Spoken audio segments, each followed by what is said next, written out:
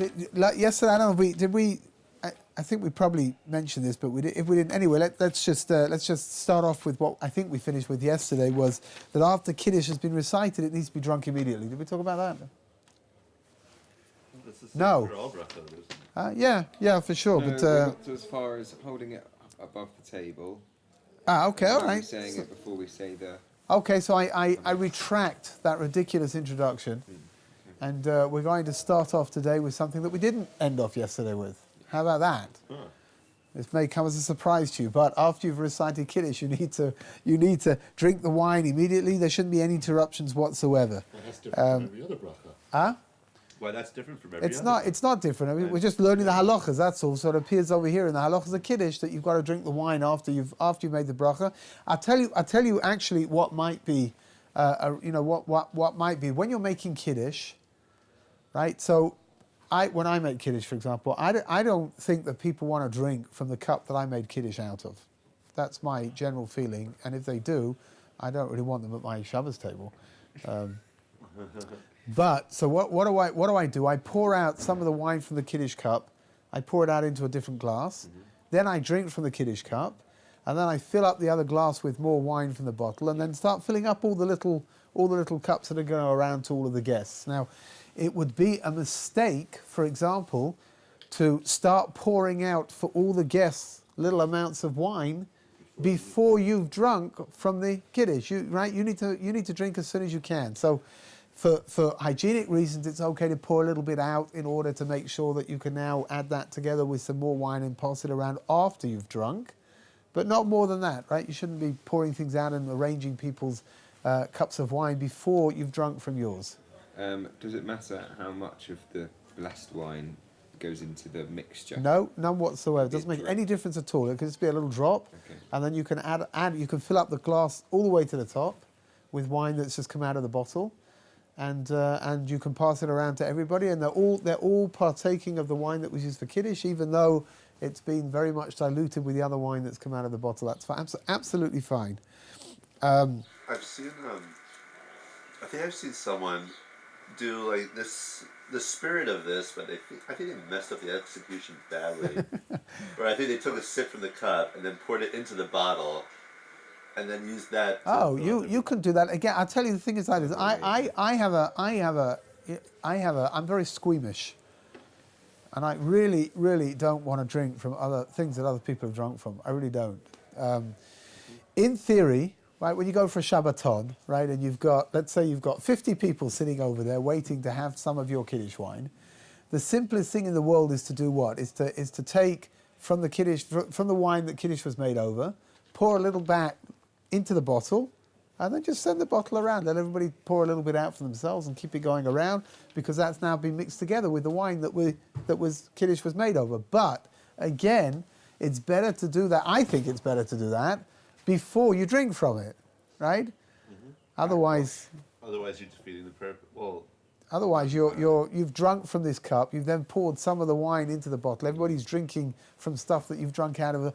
Personally, I think that's just a little. I think it's a little tacky myself. What about the Kiddush fountains you see? Oh, they're cute. The problem with them is you know what he's talking about.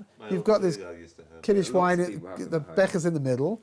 And then it's got spouts coming out all the way around, and depending, if you're a cheapskate, so you've got 4 little cups there. But if you're like a real fancy guy, you could have like 12 or something going all the way around. They're big, very ornate. I saw one actually, which was really neat, which was 2-tiered. Oh wow! So it's just like it's got one smaller circle going around there, and then a bigger circle going around the bottom. It was really neat, and there must have been maybe 18 different cups over there. What's the problem? The problem is like this. Once you've drunk from the Kiddush wine, there's no problem whatsoever with then pouring that wine into the, how does it work? You twist it or something, or you pour it in? Lift up the cup and just pour it in. You pour it in. So the person making Kiddush has to drink the wine. They can't pour it and then drink the wine. No, they shouldn't do that. Well, that's no different from pouring a small amount. Like what I'm saying. Right. So what? Again, what's the problem? The problem is like this: how much you pour. We're going to see in a minute. How much you're going to drink. You as a person making Kiddush have to drink a minimum amount of wine. You can't pour it out otherwise. If you pour it out, let's say you've got 10 guests over there, right? And you're going to pour out the wine. That's going to use up most of the wine that's in your becher. But what you could do is pour a drop into the thing. Oh, you drink that, okay, fill it up with good, the bottle. good. You could do that, right? And you could just smart. you could pour the wine straight from the bottle into the receptacle and let it go down. You could do that for sure. Would it be problematic to just hold up this entire fountain thing and take for one of the small cups? Who, you, the person making Kiddush? Make a bracha over this entire thing. Yeah, that, again, what's the problem? The problem is like this, that when you are making Kiddush, you're making Kiddush over the cup of wine that you're making Kiddush over. You're not making Kiddush over 10 small cups of wine, you're making Kiddush over the one in the middle, right? So what's the problem? If you're going to make Kiddush over one of the little ones, it's not big enough. You're not fulfilling your obligation over there. Which means, come what may, you need to make Kiddush over the proper sized Kiddush cup, which we'll talk about in Mitzvah Hashem, right?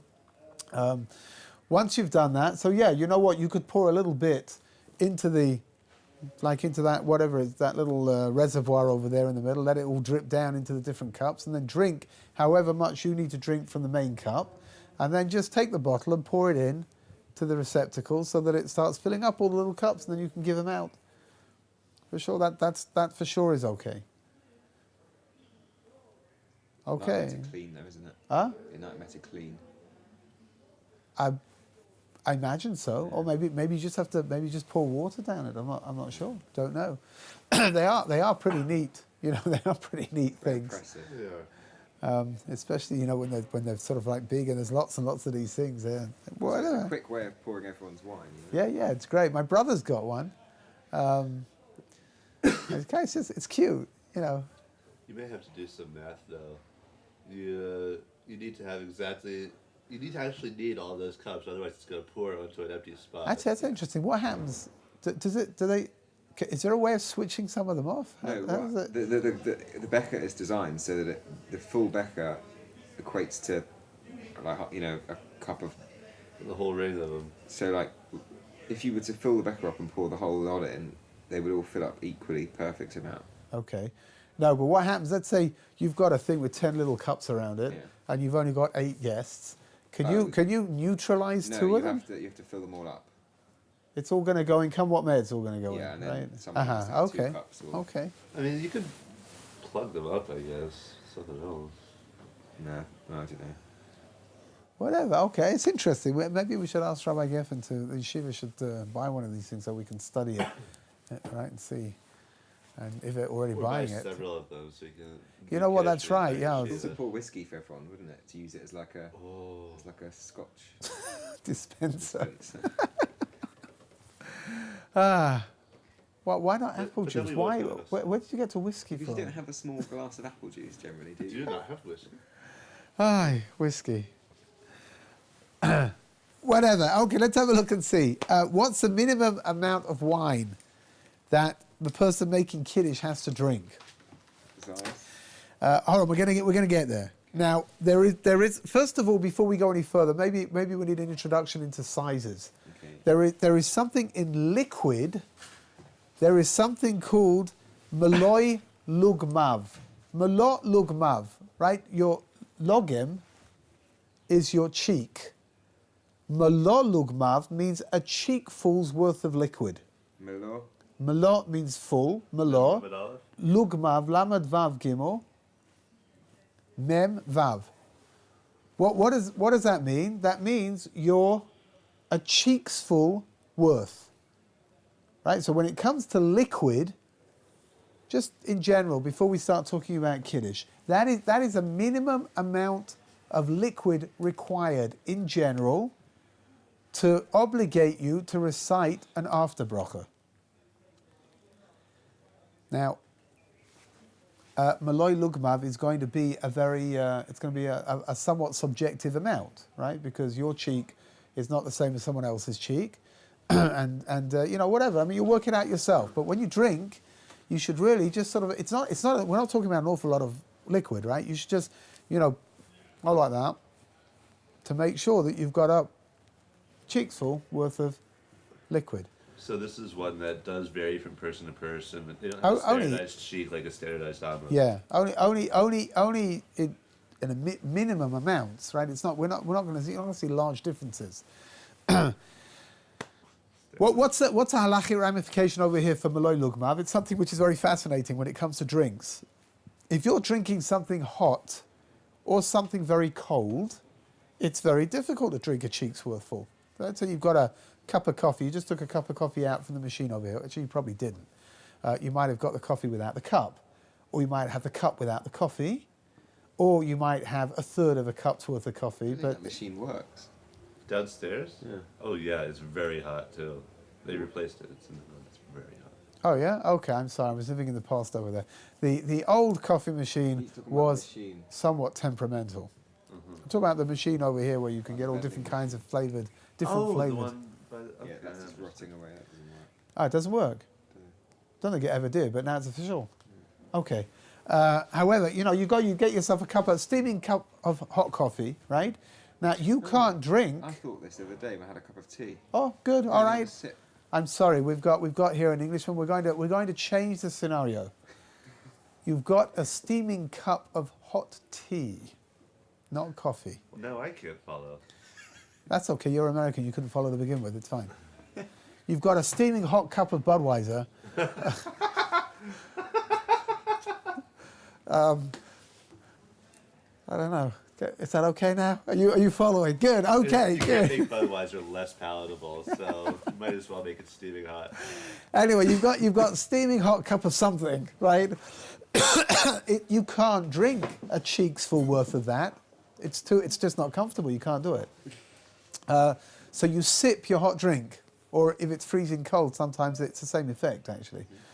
So you're sipping your very hot drink or your very cold drink. Now, if you sip your drink all the way down to the bottom, and you finish it up, then you are not able to make an after bracha. You make a first bracha, you make a shahakol, right? But you can't make an after bracha because you never drank enough to obligate you to begin with, right? Is that clear? What a lot of people do when they come to drink their hot cups of coffee is that they'll leave enough at the end to, let it cool down a little bit to be able to drink it down in one go. And that way they'll know that they've drunk a maloi lugmav, and that way they can make a bracha achrona, they can make an after bracha. But if they know how much to leave, wouldn't it stand to reason that the entire cup is more than the cheek full? Oh, for sure. We're not talking about very much. A cheek's full worth is not a lot of liquid. Exactly, but if you're having the entire cup over a spaced out amount of time, wouldn't you then be able to make it an after bracha? No, so here it's interesting, right? Which means like this. You would have thought that what you're saying, let it accumulate, right? Which means I'm taking sips, I'm finishing up a whole bottle's worth or a whole cup's worth of liquid, and let it all accumulate together so I can make a bracha achrona, but it doesn't work like that. With an after bracha, you've got to have drunk and eaten a minimal amount in one go in order to make it obligatory to make the after bracha, right? And with liquid, we're talking about a maloi lugma. We're talking about a cheek's full worth, which means like this again. If you're drinking your cup of hot coffee or tea or Budweiser, whatever it is, you should leave. I mean, if you want to make a bracha achrona, which is a great thing to do, you should leave as at the bottom as much as is needed in order to be able to make that after blessing. So you should still make the pre-blessing before you drink. You make the pre-blessing is made anyway. It's interesting that even though pre-blessings and after blessings obviously are a pair, they're not necessarily connected to each other, which means that if a person knows that they're going to drink this cup of coffee and they know that they're not going to drink it, there's no way, it's too hot, they're just going to sip it all the way down. Then if that's the case, he's going to make a bracha rishona, a shahakol, and he's not going to make a bracha achrona. Do you say make shahakol for the coffee, tea, Budweiser, and some water, and have something that you can do?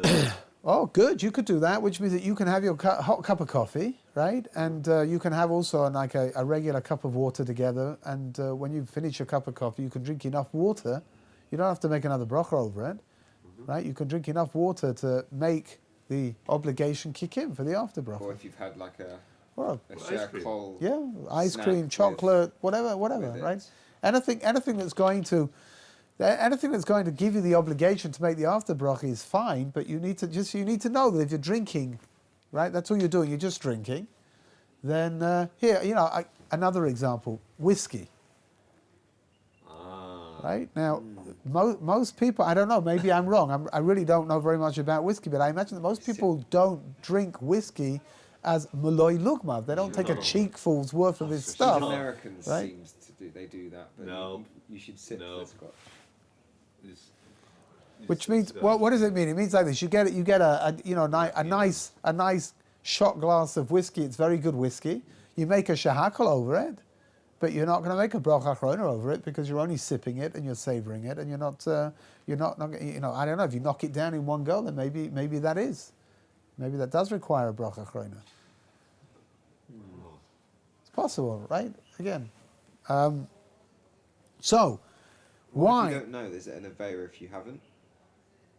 If you're not sure, right, then again we've got two things over here. First of all, practically we've got this concept which we spoke about the other day of safek brachot lahakel, which means that if you're not sure whether you're supposed to be making a bracha or not, then we rule leniently and you shouldn't make a bracha. So if I drink and I'm not sure whether I drank enough in one go to obligate me to say the bracha achrona, then I should not say the bracha, because we say safek bracha, any doubtful brachas, so we rule leniently. We don't make them. On top of that, right, is something that somebody doesn't know. It's not something which they're really going to be held accountable for. Which means, for example, let's take someone who doesn't know that they're supposed to make an after blessing. Let's start with that, right? So when they get upstairs at the age of 120, it's true that God will find them accountable for never having learnt about it in order to find out about it, but God's not going to say to him, listen, my friend, I'm sorry, but every time you ate or drank, you didn't make an after blessing, and you're going to have to give some kind of accounting for that, because the fellow's going to say, but I never knew there was such a thing. Right? So again, you don't know how much you've drunk, or you never knew that there was that amount needed to be drunk in order to be able to make an after blessing. So HaKadosh Baruch Hu is going to find, he's going to have a raised eyebrow about the fact that you never looked into it, right? That you never studied and you never asked, but he's not going to hold you accountable for something that you're not aware of.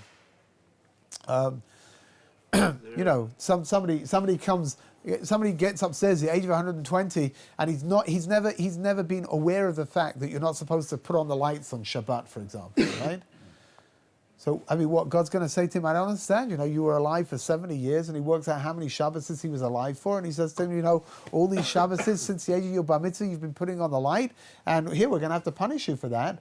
And the person's going to say, what do you mean? I had no idea. Right? Again, he's not getting off the hook. Was it yesterday that we spoke about ignorance being bliss? You're not getting off the hook. Again, you're going to be held accountable for the fact that you never studied, that you never looked, you never found out, which conceivably might be maybe the punishment for that is something which will be just as agonizing as somebody who switched on the lights when he knew that he shouldn't have done it. I don't know. That's HaKadosh Baruch Hu's calculations. In the U.S., and I'd assume a lot of other places, not knowing the secular law is not a defense for violating it. Yeah. You're still held accountable. There are some exceptions, like campaign finance laws. If the congressman who made that law doesn't know it exists, then he hasn't broken it. Again, it's interesting, right? I think in secular law, you don't have any other alternative. Right? You can't plead ignorance, because then everyone will plead ignorance. Right. Wow, I never realized that I wasn't allowed to go into the bank with a shotgun, shotgun,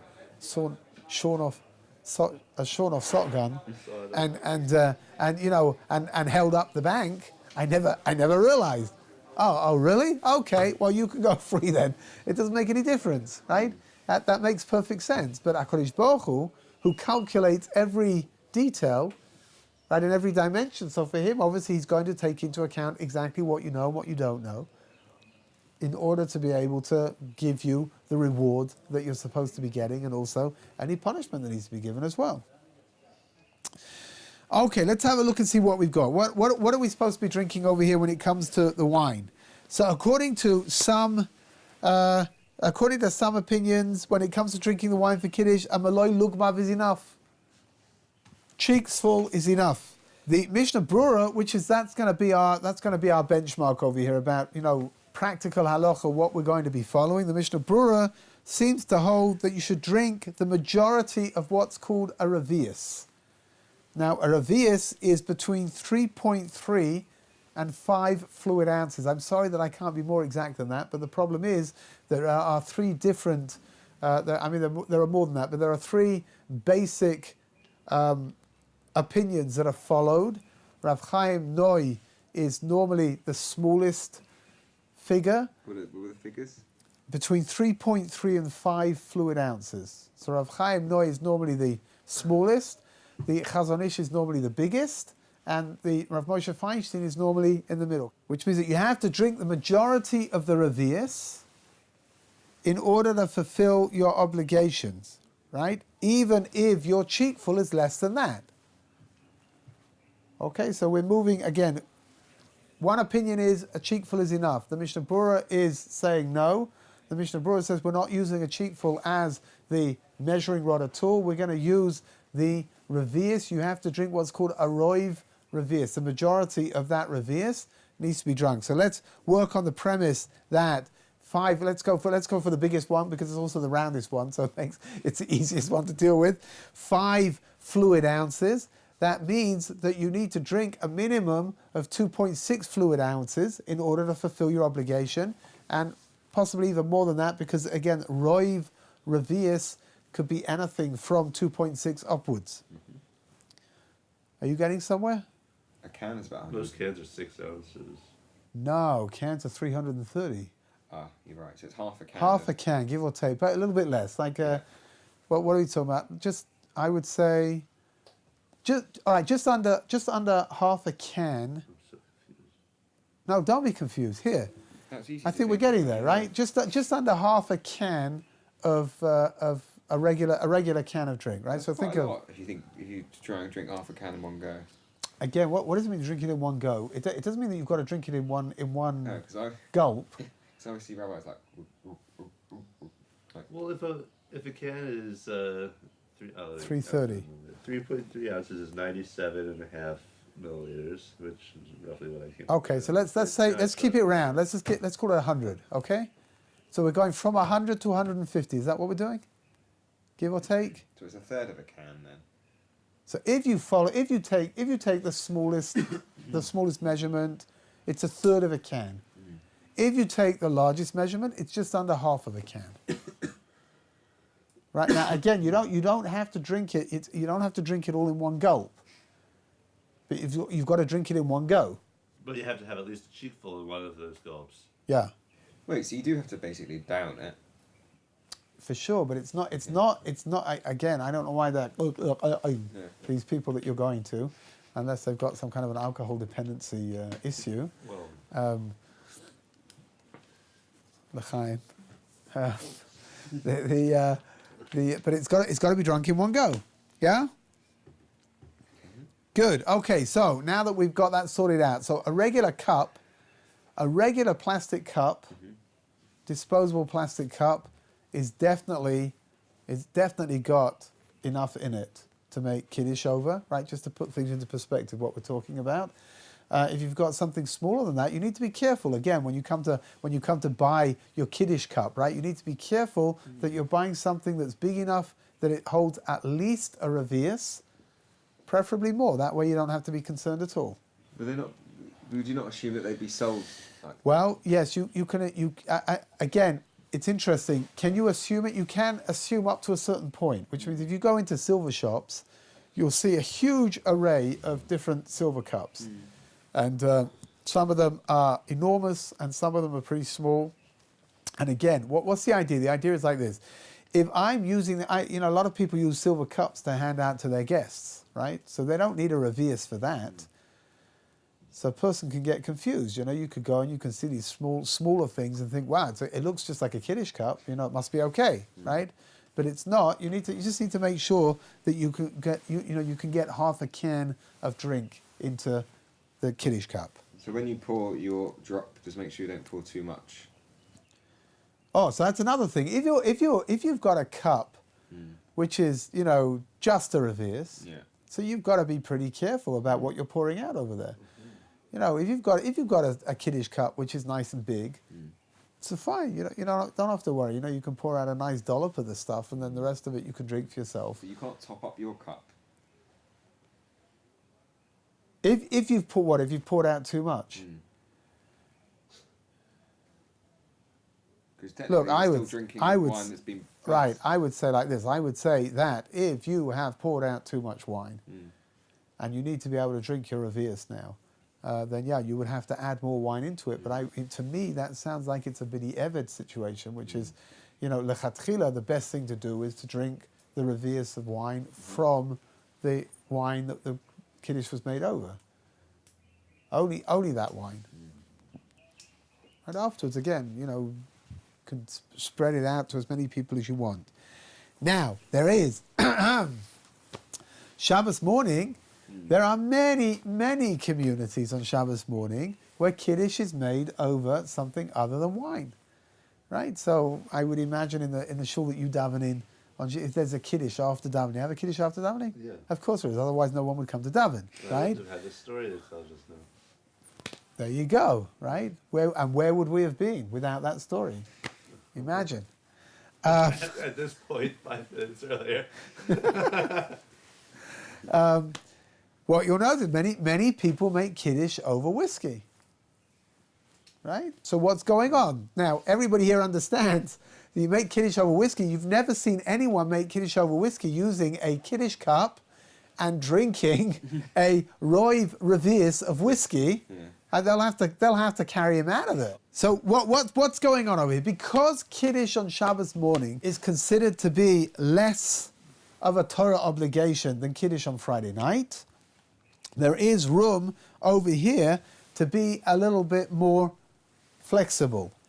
However, we're going to see. I don't know. I'm not ruling over here. I'm just telling you what's going on, because I don't want to get involved in the rather sticky mess of saying that what's being done is correct or incorrect. Okay, but if you want to make Kiddush on Shabbos morning, you should really be using wine or some drink that has the halachic status of something called chamar Medina.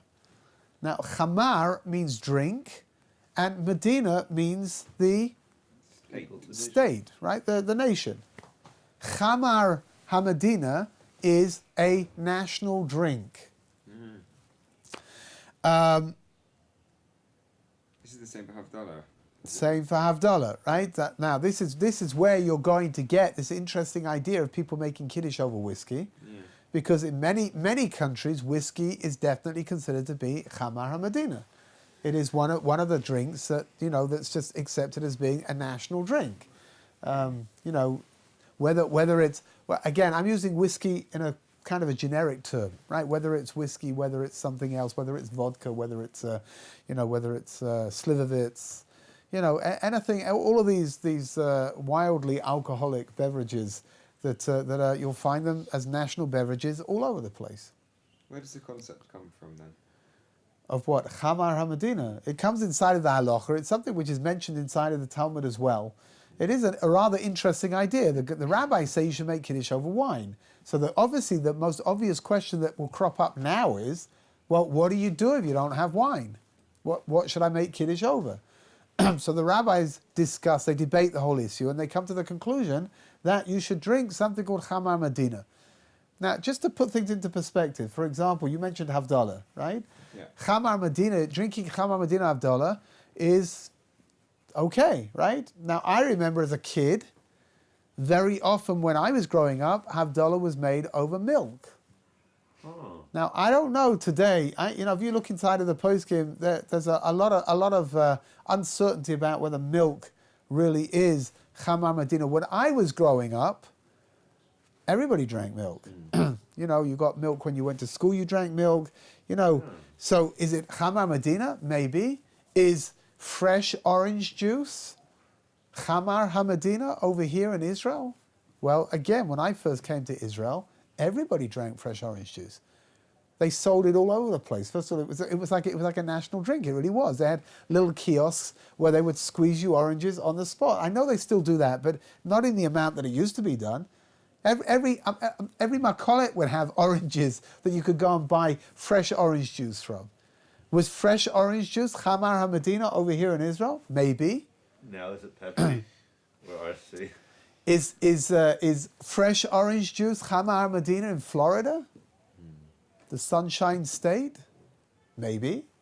I made Havdalah on a beer in Beer. Starbucks. Beer is mentioned inside of the halacha. Beer is mentioned as being Chamar HaMedina. Beer is something which goes back into Talmudic times.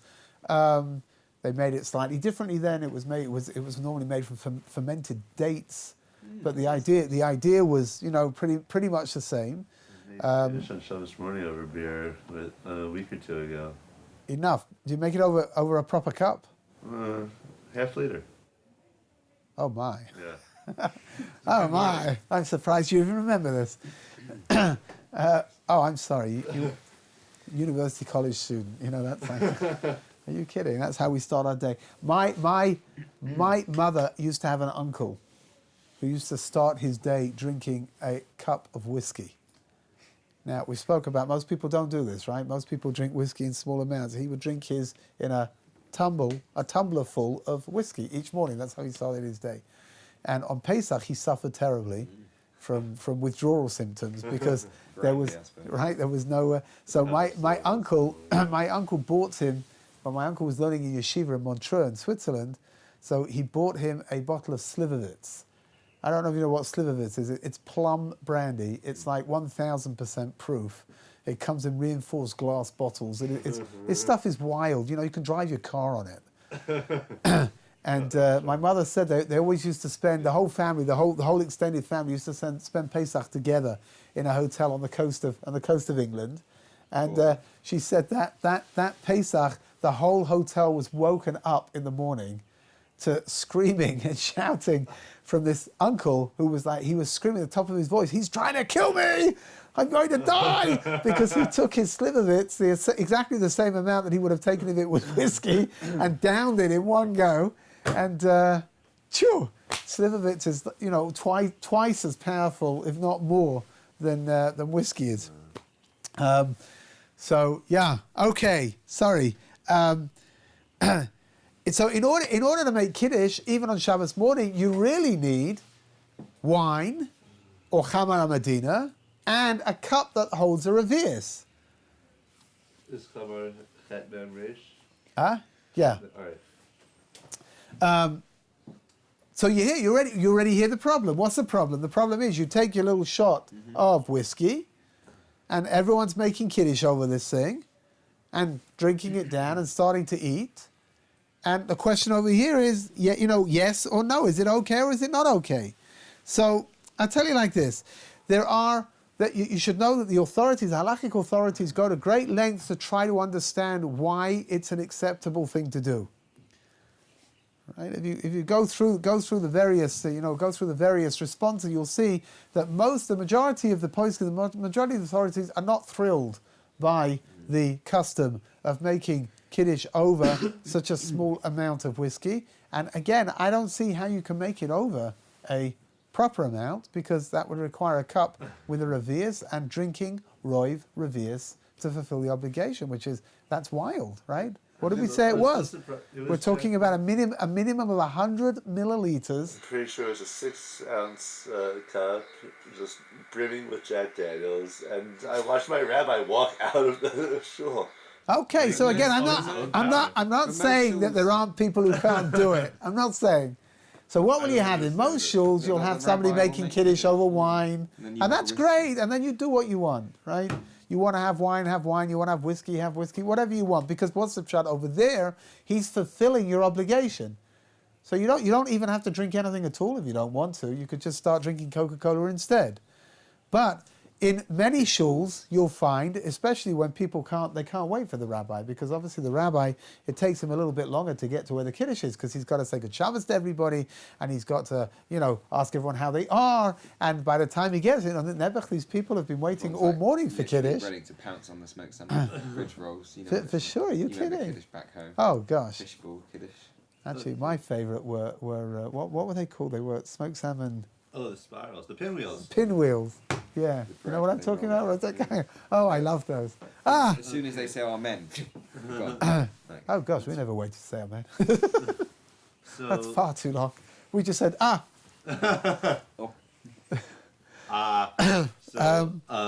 During the week, we make either hamotzi or mazonos, and then hagafen, and then everything else. On Shabbos, we make hagafen, and then hamotzi. Yes.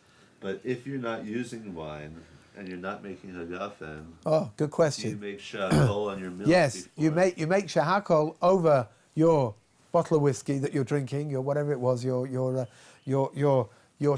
chalice full of whiskey. You would recite Kiddush, right? The regular words of Kiddush, but instead of saying Borei Pi HaGefen, you would say Shahakol Niyeh B'Dvaroi, and then you would drink it, and then you make the mazonos over whatever it is, or you make hamotzi, right? You do it. It follows exactly the same pattern. You're just making a different bracha. Now, does that same shakol then continue to cover those pinwheels, or do you need to make another shakol? No, that's good, right? If the stuff, you know what's coming, it's all there. So the shahakol that you're making over the, it's not going to cover the pinwheels, because the pinwheels are going to be, at best, they're going to be mazonos, and at worst, you're going to have to wash for them, because they've got pieces of bread.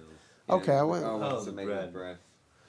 Whatever it is. But you see, the bottom line is like this. You're making shahakol over whatever you make Kiddush over, and it's going to cover all the shahakols that you're going to eat inside of the Kiddush. Okay. So why do people have a bit of cake when?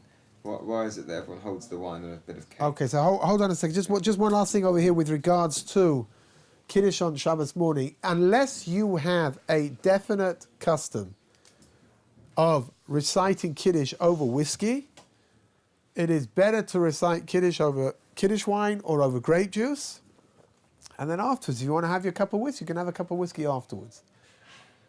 Right, just to avoid all of the various halachic problems. Now, with regards to the halachas of Kiddush, there's a concept called Kiddush b'makom suda, which means that you need to make Kiddush in a place that you're eating.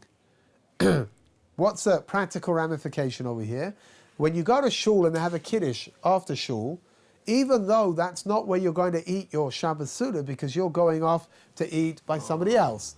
Nevertheless, if you're going to hear Kiddush in shul and you want to fulfill your obligation of having heard Kiddush, you need to eat mazonos over there in the place that you heard the Kiddush. That's why you'll find very often, what do people do? They get themselves a piece of cake or a cracker or pretzels or whatever it is, and they keep them next to them, and when Kiddush is made, once the Kiddush has been made and you said Amen to the bracha, Borei Pi HaGefen, a guten. Once you make the bracha over Borei Pi HaGefen, you then make a mazonos straight away over whatever you've got, cake or pretzels or any other kind of mazonos that there might be. Now again, Kiddush b'makom suda means that you need to eat a minimum of mazonos. If you wash your hands, then for sure you fulfilled your obligation, right? But if you're not going to wash your hands now because you're going to eat your suda somewhere else, so the minimum requirement is to make a mazonos in order to be able to fulfill the mitzvah, fulfill the halacha of eating in the place that you made Kiddush. Okay? It's important. It's very important. But you don't have to fulfill that. You could just leave shul and go home. You can do more than that. You can stay in the Kiddush if you want, because you want to hear the rabbi speak. And then after, but you're not eating or drinking anything. And afterwards, you're going to go to wherever it is that you're going to have your suda, and you can make Kiddush over there, and you can eat your suda over there. But if you're going to drink any wine, you also need to have mazonos. Is that the point? Yeah. If you're going to, because again, the idea, what is Kiddush doing? Kiddush is allowing you to eat. Right? To make Kiddush without eating means that you're left dangling. Right? The function of Kiddush, the function of Kiddush on Shabbos is to allow you to eat. So you're sanctifying the Suda that you're about to have. So if I just make Kiddush and I don't eat something, I haven't finished up what I started. And that means if you want to, let's say you want to have some of the Kiddush wine, then if you want to have some of the Kiddush wine, you need to have some mazonos as well in order to fulfill the obligation of eating in the place that you made Kiddush. Nachamol, if you don't want to eat, you don't have to eat. Even the mazonos? You don't have to eat anything if you don't want to fulfill the obligation of Kiddush over there in shul. right? You can sit over there, you can sing with them, you can listen to the Divrei Torah, you can have a wonderful time, but you don't want to eat now, because if you eat now, you won't be able to eat. You're going off to somebody's house for lunch, you won't be able to eat there afterwards, once you've eaten in shul. Kiddush in shul, and then like when you got home. Yeah, if needs be, you can make Kiddush in shul, right? And then when you go home, if there's people there that need Kiddush recited for them, so other members of the family that are there, so you can make Kiddush for them again, even though you've already fulfilled your obligation. You went, you heard Kiddush, and you ate Kiddush, right? For then you can make Kiddush again. There are opinions in the halacha that say like this: if you heard Kiddush in shul and you had a little bit of mazonos, but you're going to go home and you're going to eat your Suda at home, so according to some minority opinions, you should recite Kiddush at home anyway, because that's the place that you're eating your Suda. Okay, are we okay with this? Yes. Do you need to, if you do want to have Suda after Kiddush, do you need to have it immediately after? Or can you I'll make Kiddush now and a half hour, an hour? No problem, so long as you eat mazonos, right? Which means like this: you can go home. You can, let's say in the summer when there's long days stretching out ahead of you, you can go home and you can make Kiddush, and you want to have it. You'd like to have a piece of cake, maybe a piece of milk cake, even like dairy cake, something nice and whipped creamy. So you can make Kiddush and you can make mazonos, and then whenever you want, half an hour later, 45 minutes, an hour later, you want to sit down and have your meal, you can do that as well. But when you come to sit down and eat your meal, so you don't have to make Kiddush again if everybody there in the house heard Kiddush. What happens very often, for example, people that get up and daven early, right? So let's say you're by 8 o'clock in the morning, you're home, 8:30 in the morning, you're home. Everyone else is still asleep, right? And you want to sit down and learn, you want to use your time a little bit and learn before everything starts happening. You can make Kiddush for yourself, you can have mazonos, you can then wait, you can learn, and then whenever the Suda is going to begin, you can make Kiddush again for all the people that haven't heard it yet, and wash and have your Suda. That's okay. Can you have mazonos in the morning before you go to shul?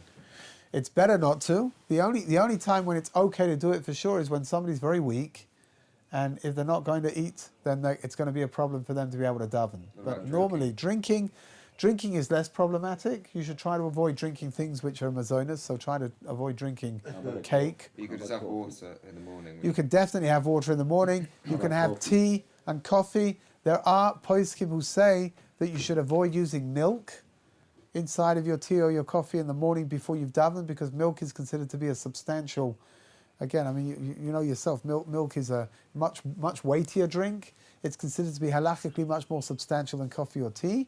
If you need to drink with milk, some people can't drink coffee or tea without milk, then you should put in a small amount, not a lot. Right? Some people are also of the opinion that not to put in too much sugar. If you like sugar in your coffee or your tea, if you're going to drink before you've davened, you should avoid putting in too much coffee, too much tea, I'll try again. There's only one thing left, right? Too much sugar, because again, you're turning it into something which is more substantial than it really needs to be. But drinking water is definitely okay. So I thought the reason why people just have cake in the morning was because you can quite happily you can have mazonos without worrying that you're having another meal. Yeah, so it's a problem. It's a little bit of a problem. It's also a problem about how much you eat, right? If you eat more than a kazayas, I mean, again, it really is better not to do all of these things. You could have a Kiddush, a mazonos, and everything between Shabbos and Muslim. Yes. David specified before shul in his question, but what about after shul? Could you have some mazonos, just to hold you over until the Suda, without making a Kiddush? No. So you would need to make Kiddush and have a small amount of mazonos to keep you going. And then fine, when you come to the Suda, if somebody else needs Kiddush, you can make Kiddush again for them, or they're going to make Kiddush, you can hear Kiddush again. Can you make it again just because it's part of the, Well, again, according to some opinions, if you're going to sit down now and have your Suda, then you should make Kiddush b'mokum Suda, you should make Kiddush again. So I would say like this: if a person feels that they want to do this, you're asking for the wrong reason, which means that I feel that Kiddush is just like an integral part of the Suda, and therefore I would like to be able to recite it again. Is that okay? If that was a situation, I would say it's better not to. But if somebody's coming along and saying, I'm a little uncertain about this opinion which says that it's better to recite Kiddush b'mokum suda, when I'm about to eat my meal, should I make Kiddush again? So then for that person, maybe it's okay for them to make Kiddush, even though they've already made Kiddush. Suppose somebody has, say, an unfortunate addiction, and after their soda, like it's maybe 3 or 4 p.m., he just feels like having a glass of wine for himself. No one else is necessarily a part of it. Does he need to make Kiddush over that? No. No. You need to make Kiddush once on Friday night and once on Shabbos morning. You want to drink wine. Let's say you make Kiddush, and you've made Kiddush in shul and you've drunk your wine, and then you come home and you want to have a glass of wine in your Suda. You're not making Kiddush again, right? So you just have to make sure to make a bracha of Bo Pri HaGefen over the wine during the meal. Now, would that then come before or after Hamotzi? After. Right, the minute you don't have an obligation to recite Kiddush, so you would use the regular order, which is first you make Hamotzi, and then you make Bo Pri HaGefen inside of the meal.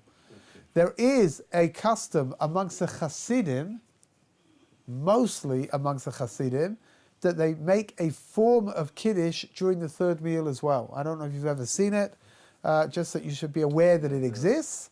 And inshallah shidduch, that they have a form of Kiddush. They fill up a cup of wine, they recite psukim over the cup of wine, they then take a little sip, and then they use that cup of wine to recite Havdalah over. Now again, either you've seen it or you haven't. If you've seen it, then you know what I'm talking about, and if you haven't, you don't. And that's okay. I'm used to people not knowing what I'm talking about. Very interesting. Good. We're going to stop over here, Mitzvah Hashem.